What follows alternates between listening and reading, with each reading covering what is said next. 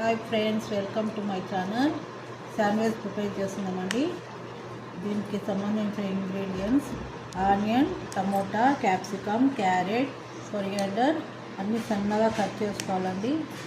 Cut చేసుకొని ఇంట్లో minus, ఉప్పు, కారం, ఓర్గానో మిక్స్ చేసుకోవాలండి. మిక్స్ చేసుకొని బ్రెడ్కి బటర్ పూసి దీనిపైన ఇట్లా మనం మిక్స్ చేసుకున్న దాన్ని పెట్టుకోవాలండి. ఇట్లా పూసుకొని దీనిపైన చీజ్ వేసుకోవాలండి.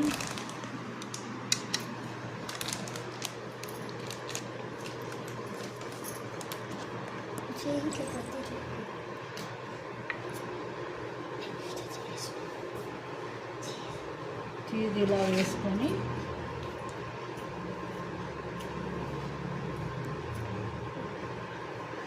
ఒకదాని మీద ఒకటి బ్రెడ్ పెట్టేసి ఓవెన్లో కానీ పెన్ను మీద కానీ లో ఫ్లేమ్లో ఫ్రై చేసుకోవాలండి. అంతే ఫ్రెండ్స్.